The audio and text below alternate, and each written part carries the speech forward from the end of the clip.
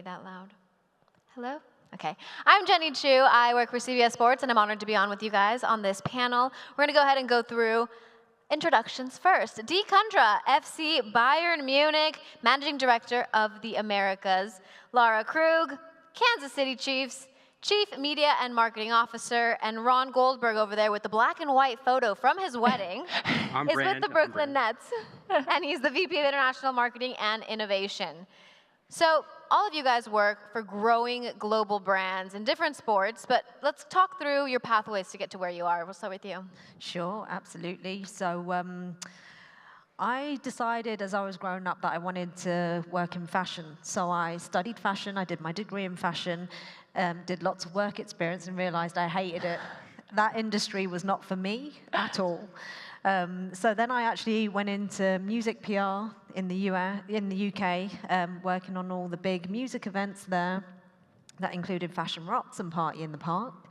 And then I joined the Prince's Trust, which was a charity. And basically, they did all the big music events, so I was there to do the PR. And then they said, actually, we're a charity, it's too high risk, so we're actually going to stop doing these music events. So I was like, well, what am I going to do? And then they were like, oh, you can work on our sports initiatives, which were cricket, rugby, and football at the time. And I grew up in the UK, but, you know, Formula One was in my household.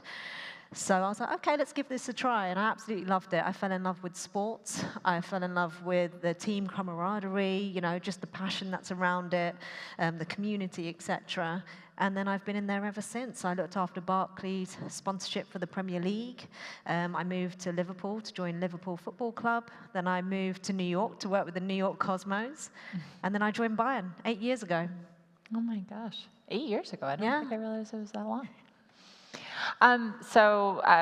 Not the same, but I guess similar in the sense of I did not start out with a plan to get into sport, but started my career actually at a media agency, so was always very much kind of obsessed with the idea of, you know, fans and consumers and media and where they spend their time and attention. Moved over to beauty from there, so I was at Avon on their e-commerce business, and then I joined L'Oreal at that point on the global side of their business in hair care, so again, nothing to do with sport or even remotely close to sport, but certainly got kind of the bug to focus more on international marketing, global fandom, global consumers at the time. And then after a few years there was brought over to Anheuser-Busch InBev, which is really, I would say, probably the closest that I got to sport at that point. We actually worked together many years ago, and was on their global side of their business for many years in media, digital, took over their sponsorship and experiential business, and then moved to the US side, where worked on a variety of brands in terms of leading marketing, but left with Stella Artois, which was kind of my baby for many years in the US and is still kind of beloved in many ways to me. At that point, my family and I decided to move to Kansas City, really for my husband's job. But with COVID, I was still with Anheuser-Busch, and was reached out to by the Kansas City Chiefs for their first ever CMO role, which was an absolute honor and pleasure. And you can imagine 3.5 years in has been wonderful. So did not plan to be in sport, love sport, but in many ways, I think I've always kind of been obsessed with media and consumers and how content gets to them and those experiences. So all kind of played into place. You brought the winning streak to the Chiefs. Yeah, exactly. Beauty to beer, I think, as they say. Sure. I started my career on the international sports side. I joined the NBA's Canadian office in Toronto back in 2013, and I started on the corporate partnership sales side. It was an amazing time to work for the league in Canada. It was called the Golden Era, a record number of talent in the league, first overall picks, the first international All-Star game in 2016, and then the first championship north of the border in 2019 when the Raps won. And it was an amazing experience because the NBA has, I think today they have 14 international offices. At the time they had 12. But we were the only international office with a team in our market with the Toronto Raptors. So it was almost like this incredible master's class in league and team dynamics, which has served me really, really well in my current role.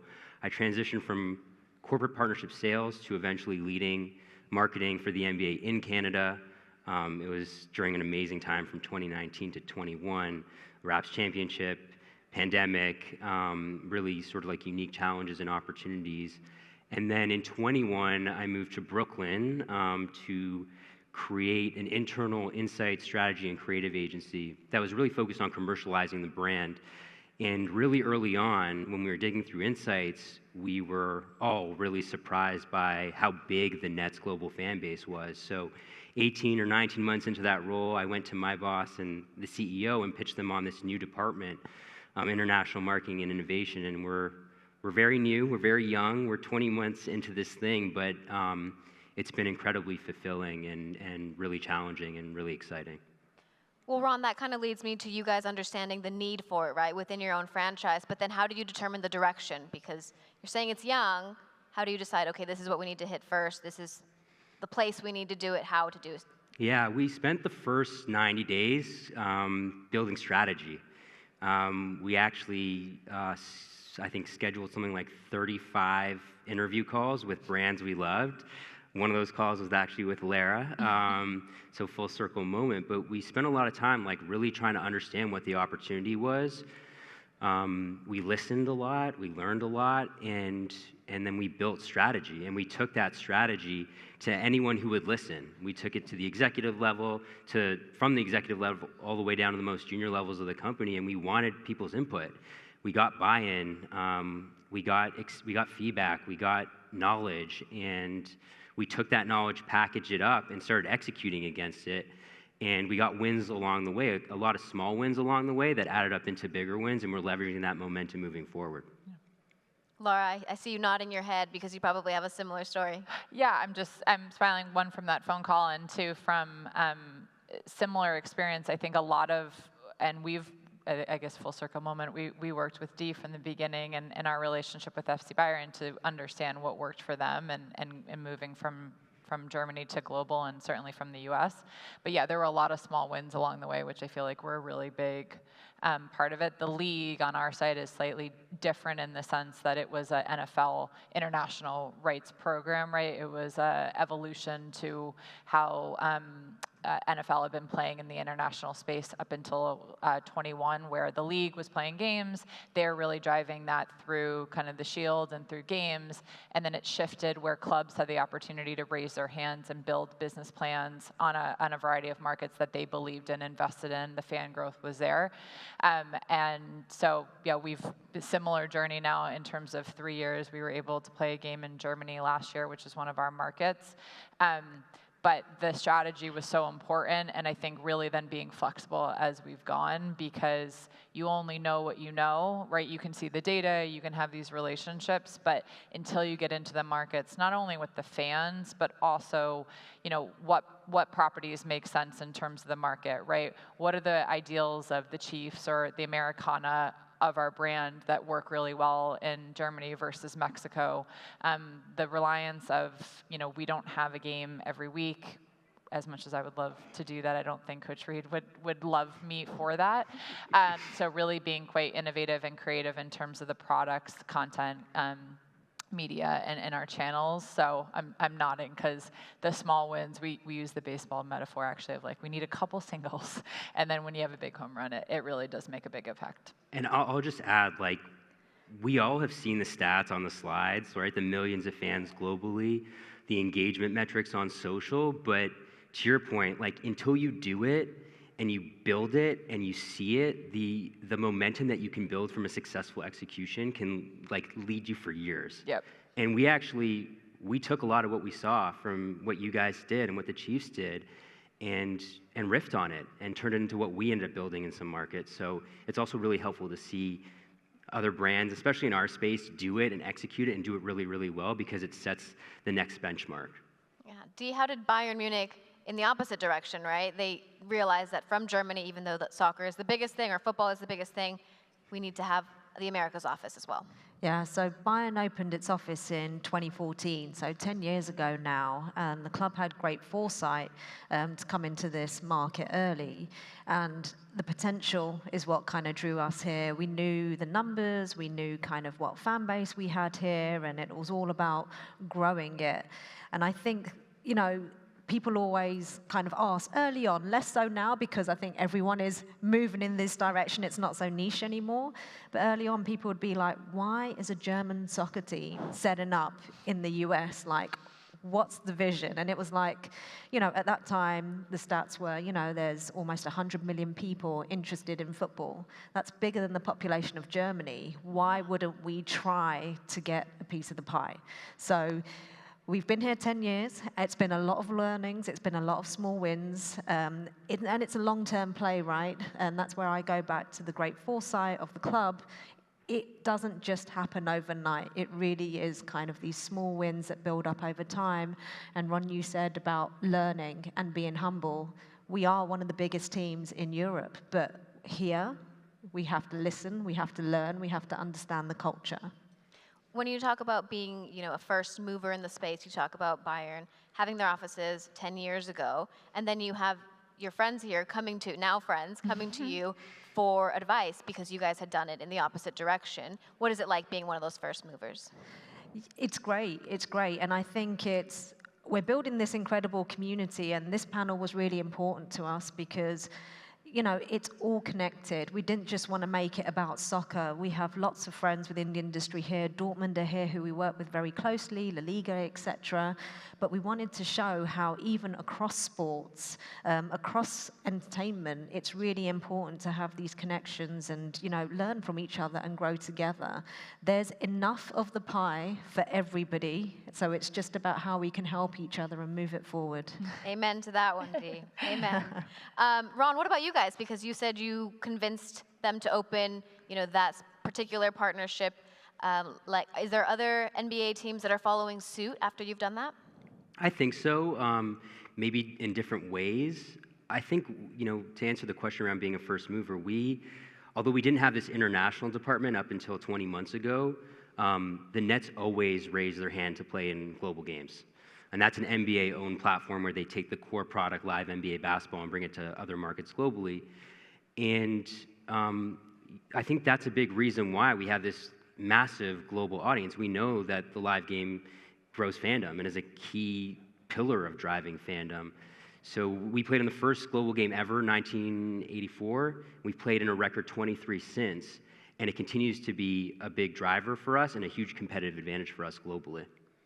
Lara, what about the NFL? Because that's something that we've seen the games in Europe, and they're growing and growing. How do you guys get there? Yeah, I mean, just to go with the theme and the message, I think the first mover conversation is super important. It was something that we said. I joined in July of 21, and the bids were due in September, and that was a big part of it, which was we need to get ahead because when you think about, certainly in the markets that we were really interested in, we knew that there were going to be games certainly on the radar, but we also knew that so many of fans, for example, more in Mexico, but in Germany, we're still so new to what American football is, and certainly Kansas City. I'm sure there's many in this room who are like, where is Kansas City? It's literally in the dead set of the country. And so there was a real belief that we have a huge window of awareness. We have a huge window of consideration, right, to hopefully drive to conversion, and being first was going to be an advantage for us. I also think similar to the Nets in that way, it was something that has been kind of core within our brand DNA from the beginning. Lamar Hunt, who was the founder of the Kansas City Chiefs, was the first one. I'm not sure he was actually raising his hand, raising something in meetings saying that we want to play. So we had played games in Japan, the UK. We were actually had played a game when the Berlin Wall fell. So there is, I think, a real like DNA in a lot of these organizations that it doesn't just start from the team. It has to start from the top and from the bottom to really believe in it. Our dream is to have as many people, I think, as FC Bayern has really invested in it. It's become a corporate initiative of ours, right? It started with just about 4 of us really doing and still doing a majority of the day-to-day, but it has now become kind of this overarching theme. We talk about wanting to become the world's team, and having that big, bold ambition, I think, really helps in terms of that mentality that started with we have to start somewhere and believe in the kind of long-term plan. Well, one of the things is taking NFL to, Europe, but then it's Kansas City specifically. How do I make you a Kansas City Chief fan as opposed to, I can't even name another football team. You guys know I work in this one. we'll name someone, I don't know, someone else. Yeah, Yeah. I mean, I think that's where showing up was a big part of it. I think what we learned, I'll never forget, we spent about 7-8 days together with the FC Bayern team in Germany, really understanding all parts of their business on how they had grown internationally. And what we found was like, and I used to say this idea of like being top of mind, the frequency of conversation.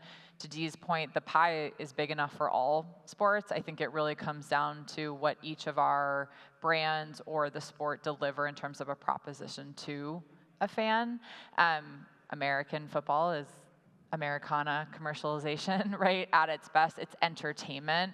And so we felt like that was a very different positioning than soccer, right, in Germany, or even basketball, which obviously is a huge presence there too. So it was really about making sure that our values of the brand came through, about family, about community, about Midwest humble. We talk about winning with character. Those types of values we felt like could resonate and could be the connection point to our fans internationally, even if they didn't fully know everything about us, and games were on at 2 a.m. or whatever it was.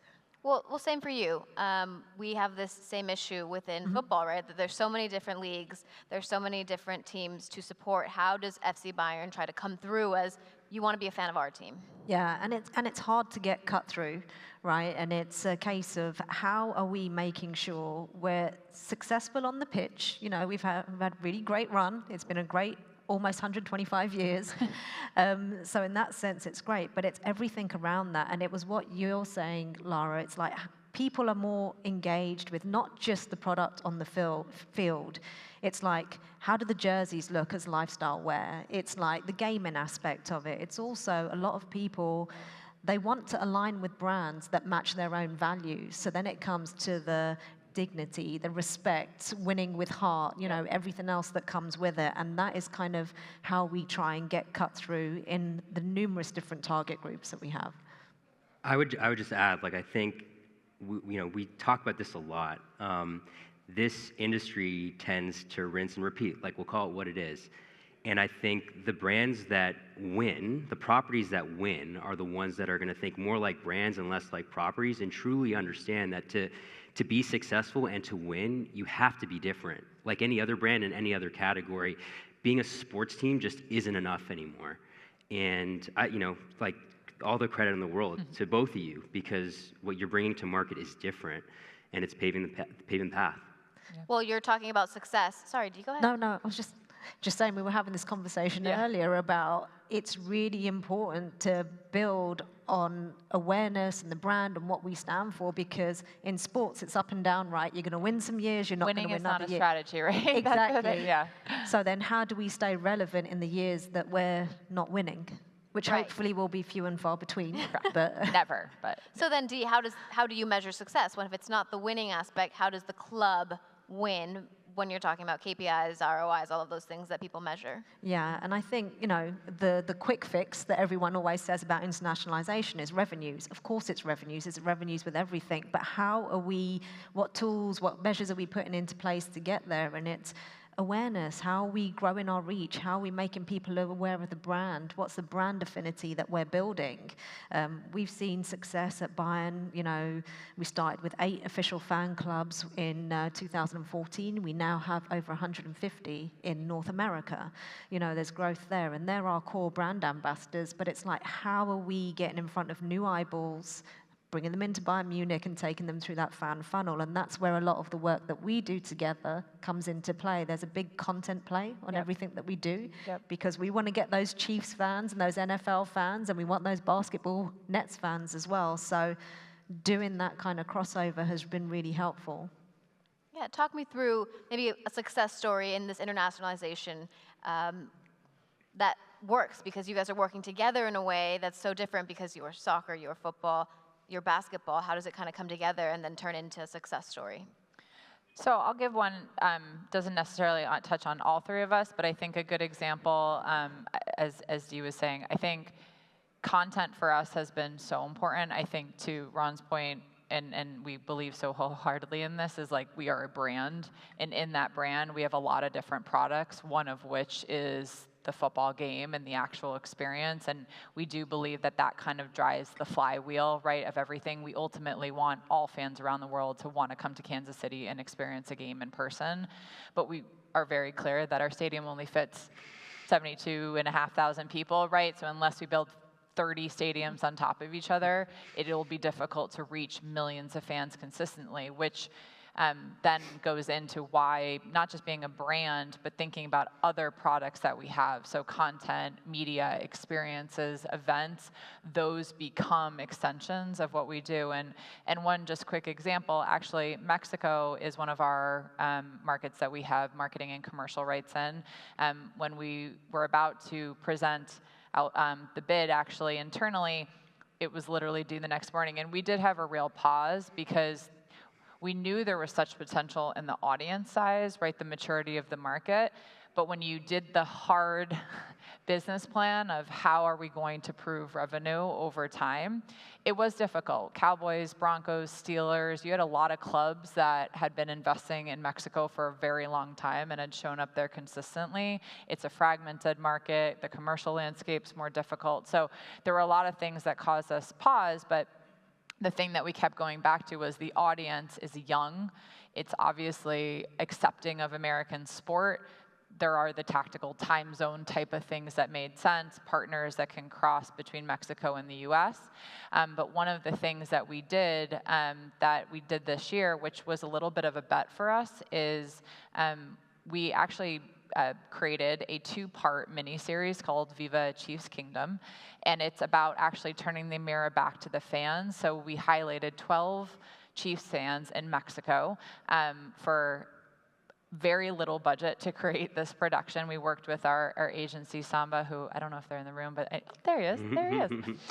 They brought us this idea, and we remember thinking internally, like, okay, that's interesting. For us to go out and create 2 pieces of really premium content, is it going to pay off? And it was a great example where we said, yes, we'll greenlight it, but we need to make sure we have a distribution partner to do it. That's opened doors with Fox Sports Mexico and many other media companies now. Now the league, we're talking to US media companies that want Spanish-speaking American content. Things that I think as a Kansas City brand, we're getting calls from, in the best way, from the Miami Dolphins being like, we don't create Spanish content. So I think there is this idea of finding and taking a bit of a risk, a calculated risk, right, on ideas that don't follow the same playbook.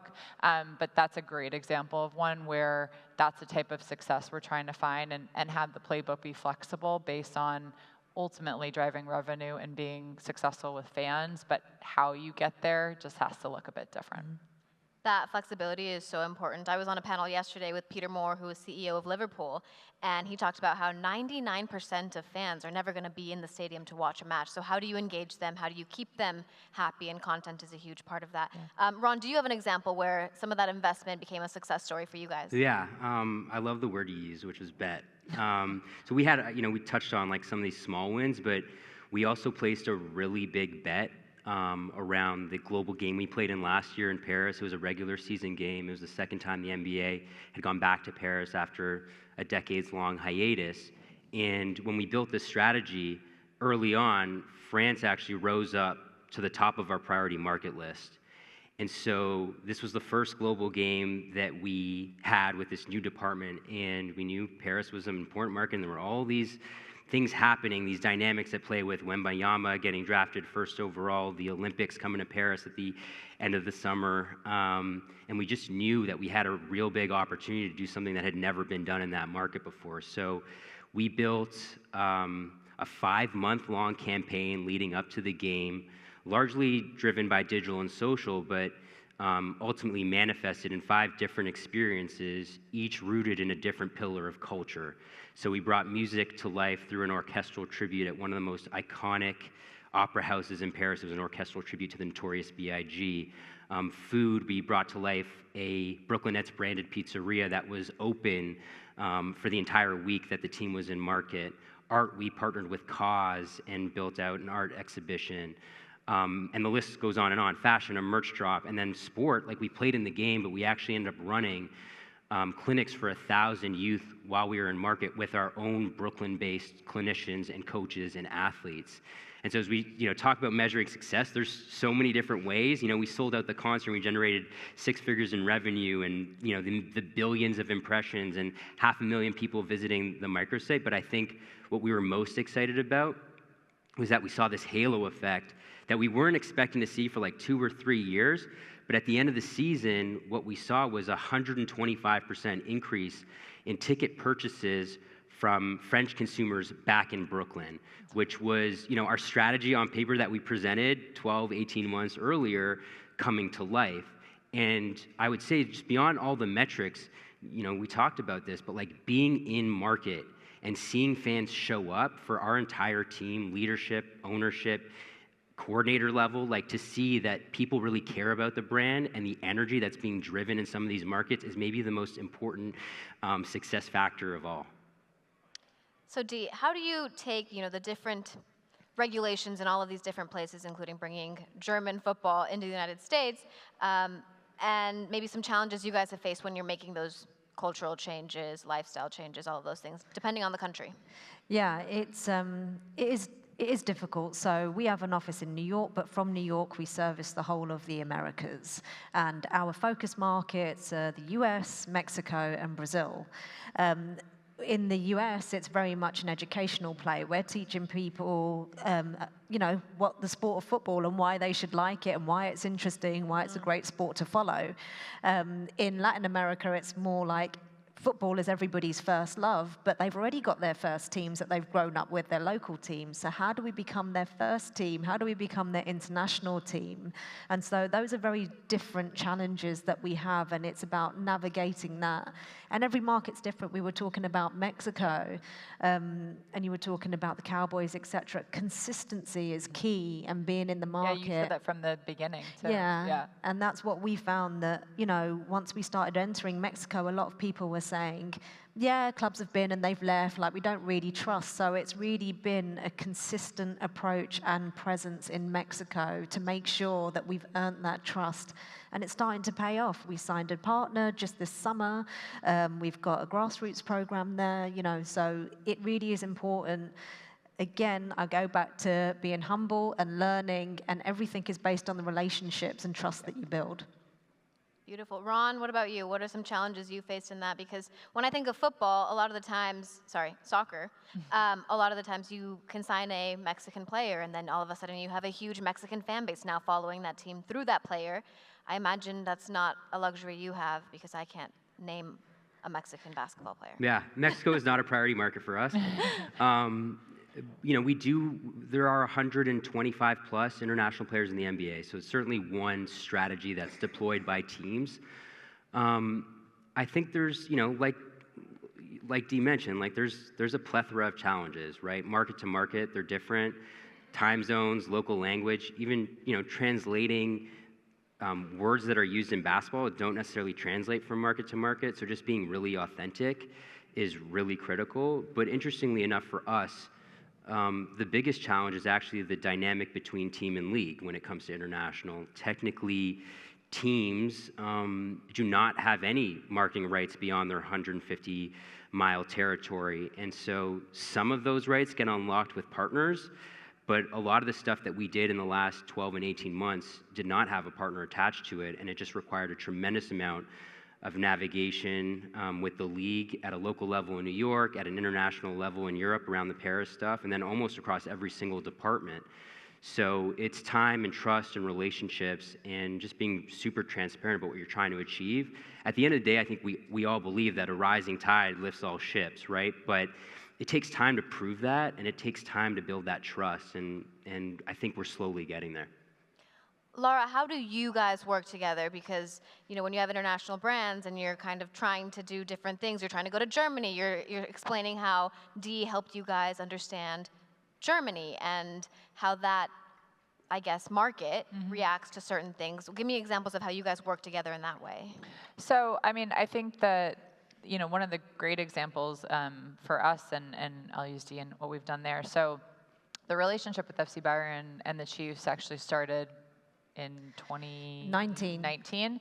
And so Mm-hmm. our ownership group also owns FC Dallas, obviously on the MLS side, and had been working more on the soccer to soccer side of things with player. And as we were looking at which markets we wanted to bid on, obviously Germany, for a variety of reasons, fan base, maturity game, rose to the top. But that relationship was a big one because, to what we're saying, you're entering any market where you're not, we are the big kid in Kansas City, but we are a tiny little child in Germany. And so that relationship was important, not just to learn from, but I also think when it comes to some of the creative executions, right? So we've brought alumni and have worked with FC Bayern players in terms of content and influencers. Flag football is a really big priority for the NFL, certainly for the Chiefs as well in terms of getting youth playing football and flag football.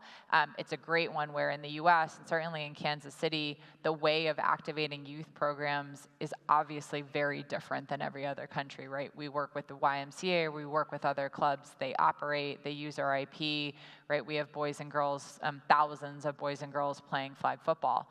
In Germany, obviously, youth becomes a big opportunity, but it's different. It's either through clubs or through schools. Schools don't really love when you commercialize their children in school, as neither do I.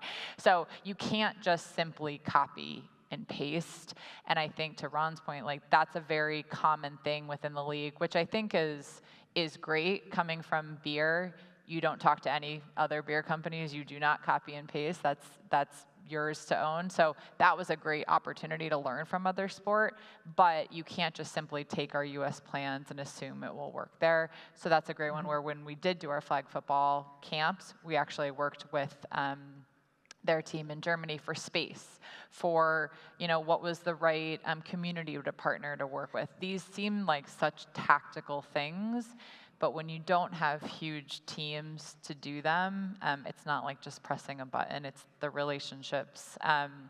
We started an advisory board in Germany, and a member of FC Bayern sat on our advisory board along with many others, a few others that literally we were meeting with monthly with our chairman and CEO and president, where we would present them with ideas of, hey, community is really important in Kansas City. It's a big part of what we do. What does that mean in Germany?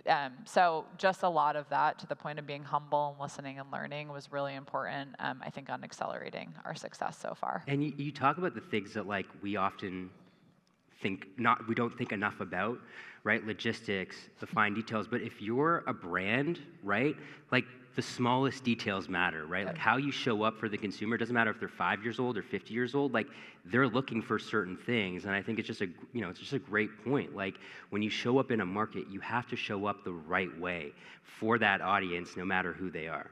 Because you already have so many barriers, right? We're already asking, at least in Germany and Mexico, stop thinking about soccer for like 1 single second, or when you're done thinking about soccer, think about us. There's so many barriers that then when you do show up, if it's not in your best premium light, it is a tough ROI to make sense of, because you've kind of wasted your time and effort. And if you're showing up the same way that another property showed up 3 months earlier or 2 months earlier, like you're losing. Yeah. In my opinion, you're losing. Right. So when you talk about, being able to share like this, like beer companies, we don't talk to each other, right? You're different sports, so you are selling something a little bit different, but do you talk to maybe the Dortmunds of the world and kind of make sure that you collaborate there as well? It may come as a shock to everyone, but we have a really great relationship with Dortmund. Mark, wherever you are, we get along really, really well. We talk all the time. We talk to La Liga. We talk to the Premier League. We all, and it is across sports as well, we all kind of have this vision that to get soccer to a certain level, we all have to work together, get the audience base there, get everyone engaged. And when it is one of the top sports here, we'll all break up and never speak to each other ever again. So that's the plan. But it is really important that we work together. We've just been in the market for so long and fortunate enough to have these relationships where we're able to just do things like this and work together. And, and it's vice versa with the Chiefs. When we called up and we were like, we have our Amazon documentary, what access can we get? We had the owner, we had Patrick Mahomes, we had Kelsey, so it is really a two-way street. It might be seen as a little controversial, but like my team, we don't talk to any other NBA teams. We will talk to them if they reach out to us. And it's not that we don't want to be friends with anyone. It's more so we just don't want to be influenced. Even if it's in the back of our minds, we don't want to be influenced by what they've done or what they've said. We really want to lead. And so when we talk to other properties, we are talking to other brands, right? We are talking to other brands because we believe in their mission, we believe in their vision, we believe in what they're doing, as opposed to, yeah, they're in the sports space, so let's learn from them. Yep. That's really interesting. So when you're talking about your local sponsors, because local sponsors matter so much, you talk about the community being the center of teams and all of this, how do you sell them on the globalization aspect? Because you're saying, yeah, I care about you guys and that you come to the stadium and you support our team, but actually I'm going to go spend some money in Germany and Mexico. Like, how do you kind of make sure your local sponsors don't feel forgotten in those moments? Yeah, I can give, so Kim Hobbs, who runs our partnership team, her and I, honestly, from day one, were kind of the two-man team leading this effort, at least in terms of that mentality of anything we do has to be both marketing and partner related. And I will say we actually now have 5 local partners in Germany, none of which are partners from the US. Not because we wouldn't love for our U.S. partners to, want to be partners with us in Germany.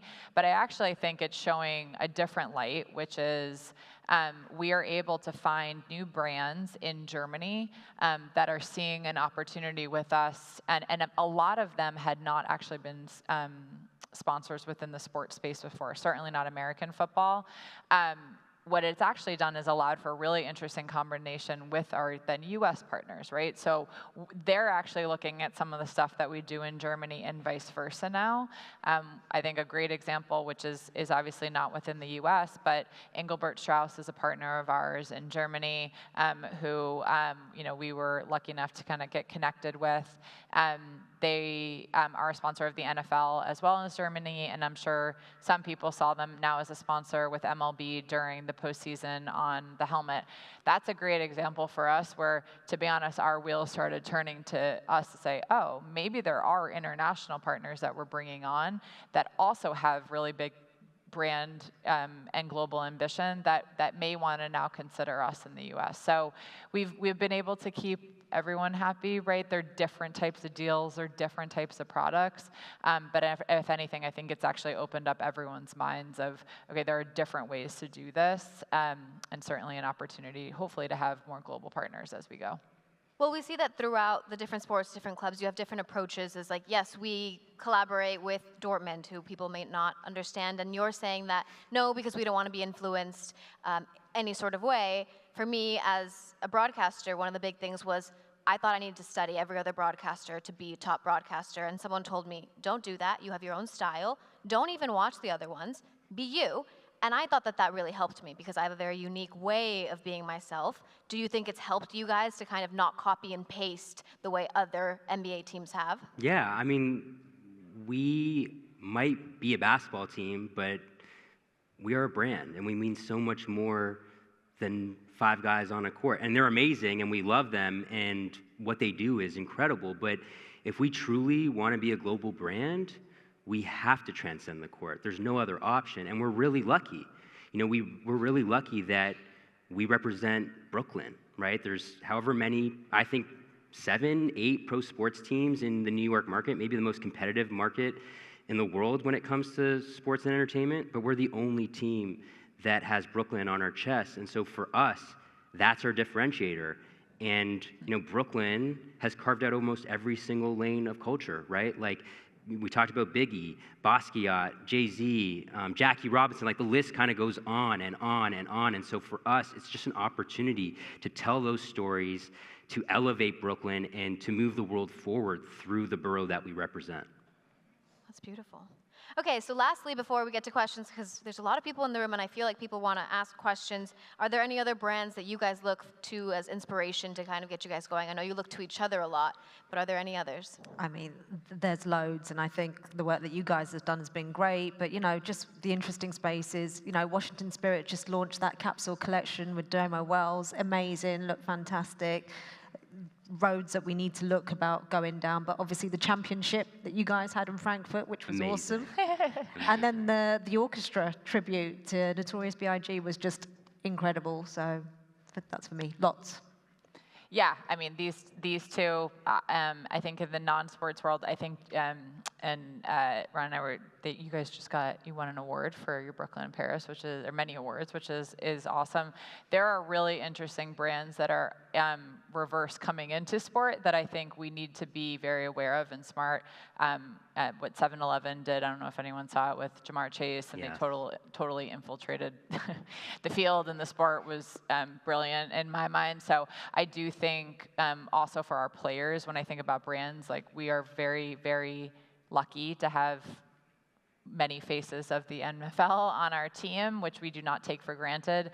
The things that our guys are doing is impressive for us, and so we're looking to them as brands as well. I mean, what Love Patrick that. Mahomes does in terms of building his own brand is brilliant. So those are places that we certainly look to as well. Yeah, I love the idea of looking at our athletes. I mean, they are truly the biggest influencers in the world. For us, Stussy, which some of you may be familiar with, they used to be a small skate surf brand out of California. They're a brand we talk to a lot and look up to. They have sort of revived themselves in the last 10 years and have expanded super aggressively internationally, including in Asia. So they've been a brand we're inspired by and talk to, and hopefully one day get an opportunity to work with. But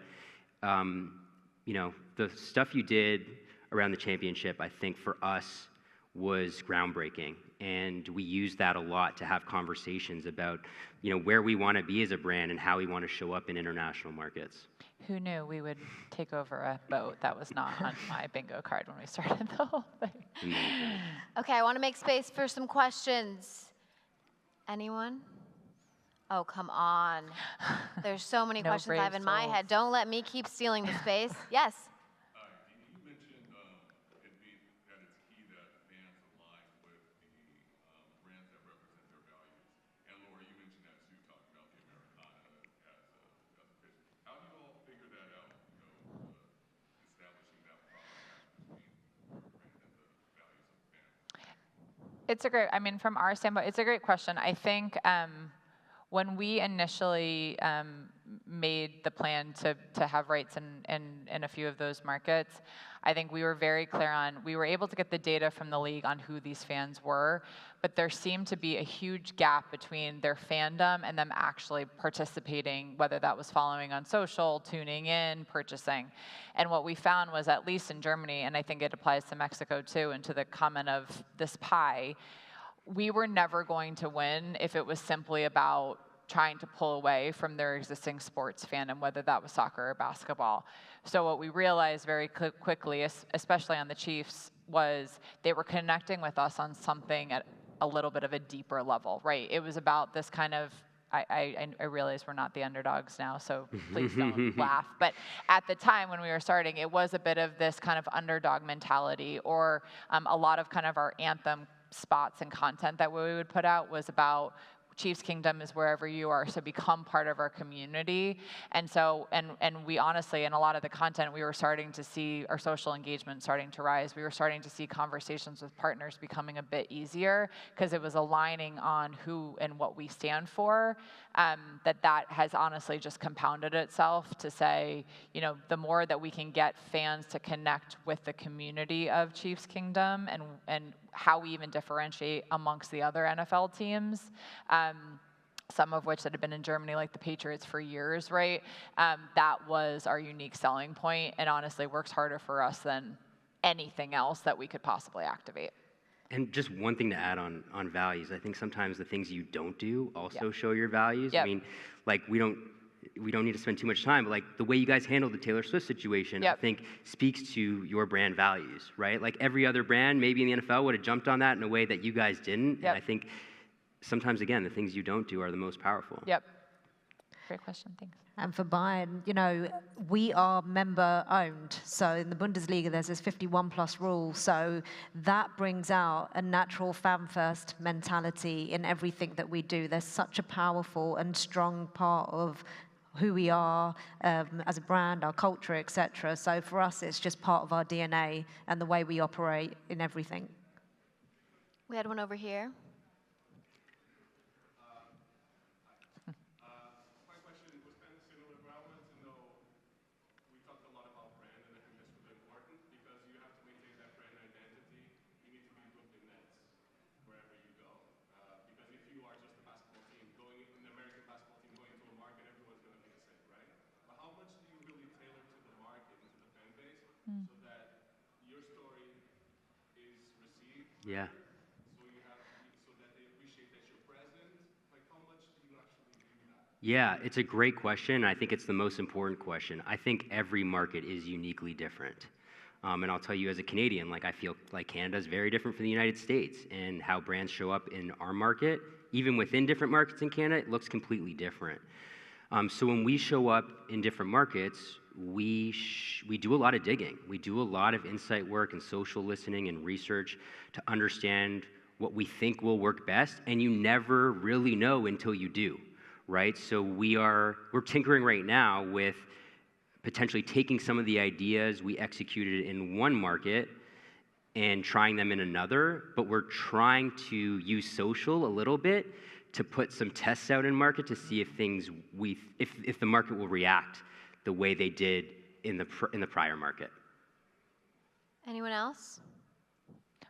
There's a lot of people here that are either trying to break into the industry or excel their careers within kind of the sports marketing space. What's one piece of advice you have for people kind of in that sort of realm? So I'm always the one that no one likes my answer on this one, but as someone who did not come from sport, and I think, as we've been saying, looks at things a bit differently, I think if you're in it already, which is great, to keep excelling, and I think look outside, but certainly people that are not in sport, when I look at my team now and people that we're bringing in, we obviously have great people that were there, but I really look for other industries. Oftentimes in marketing and brand, obviously for some of the roles I'm hiring, but also media, agency, I think are super important. And I think it teaches you a totally different skill set than being on the brand or league side. Completely agree. As simple as responding to an email, as well as getting random feedback that you have to do something with. So that's my advice of try to get as many experiences versus having that linear thought process. And network is your currency. You have to build your network, relationships, stay front of mind. That's how you're going to really kind of get the next job, the next relationship. That's important. Totally.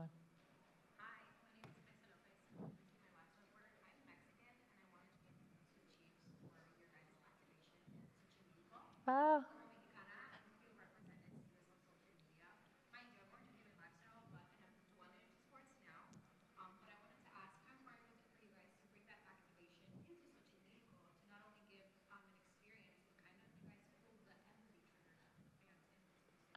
I love it. Thank you for saying that. Again, with the team, I think going back to the culture part, it was really figuring out, and especially with some of our Mexican fans in the documentary, to reference it, there was this whole theme that Mexican fans in general are super passionate, have a ton of emotion, and then we relate that to the Chiefs, that every game is like a nail biter to the end, and that bloated. So we were trying to relate to the core of a Mexican fan, and so when some of those activation ideas came to the picture, it was, again, trying not to just copy and paste.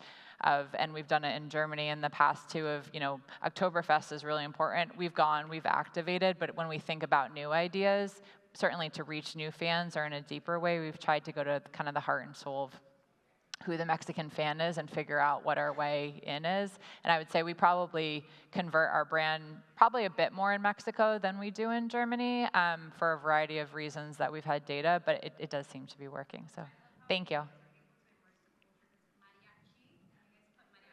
Yes. There's some fun play on words that go really well. Thank you. I appreciate it. Thank you. To her point, because I'm also Mexican, I was a part of a panel where they described the numbers that you can turn Mexican fans into dollars. Sorry, not Mexican. Latino fans into dollars more so than anything else. And they have all this data to prove that they're very influenceable and will spend money on the things that their teams, players, influencers care about. So I saw another hand. Sure. Outside of day-to-day experience, how do you measure loyalty want to do for your fan clubs? Maybe a good one. Yeah, I mean, it's the reason why we internationalize, and I think you mentioned it before, what Peter Moore said in terms of 99% of the fan base are actually never going to go to a game. So everything that we do is about how do we make our fans feel close to the club they love.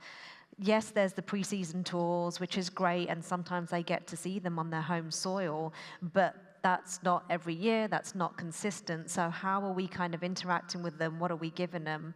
And one of the first things we set up when we opened the office was the Twitter channel, now X, and Facebook. And basically that brought our fan groups together, and we use it as fan tools to keep everyone connected, share ideas, really bring news to light, and give them a feel of 24-hour local fan services. So that's been really important in making sure they're connected.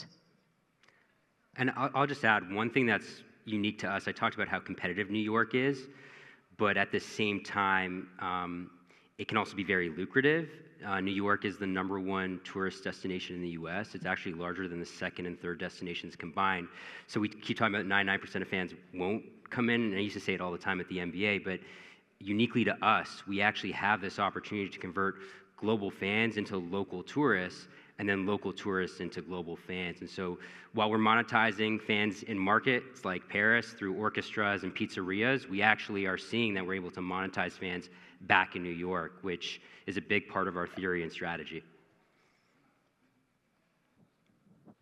My question kind of got answered, but I just want to say, like, the new generation of marketing and media is interacting with fans, my age, and social media. How is, social media teams, and how do you impact fans like my age and people that are, on Instagram, on TikTok, YouTube Shorts, and stuff like that? How do you get people my age to interact with your teams? I mean, best question of all time, I think, which is probably what keeps all of us up at night in terms of how do we make sure that we're getting the next generation or this generation. I would just say, I think for us, it has been also a bit of a first mover and a test and learn. So we're the #1 NFL team on TikTok. Huge credit to my social team, who, when I joined, was one person. We've now gotten her a few other people, but they were literally like, we see the opportunity here. We're going to need to have a little bit of fun with the brand, and we're fairly conservative, to be honest, in terms of how our brand comes to life in a lot of things. But it was just constant testing and learning, responding to people on TikTok, trying new things, right? So I do think it's similar in many ways to the internationalization conversation of first mover, test and learn, obviously within guardrails, and then finding partnerships. We talk about that idea of universe colliding. I'm a huge believer in it. I think that's a really big part. Is I say in the best way of like trying to steal someone else's cool a little bit. I think can go a really long way, and we're willing, I think, to extend our brand to do that. Beautiful. Do we have time for one more? Yeah, go ahead. Oh, Laura.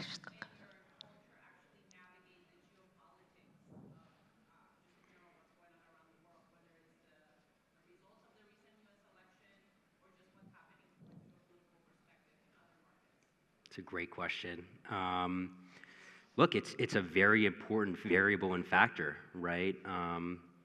It's the reality of the world that we live in. And so naturally, as we think about activating in global markets and bringing our brand to life, it's certainly a variable that we have to consider every single time we build campaigns.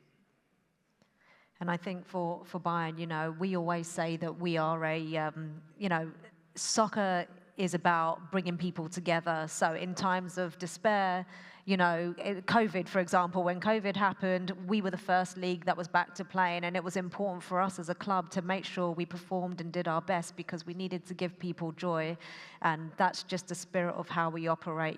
Sport has a really big role to play in that. Okay, Laura, I don't want you to miss your flight. So please go. Thank you, guys. Thank you.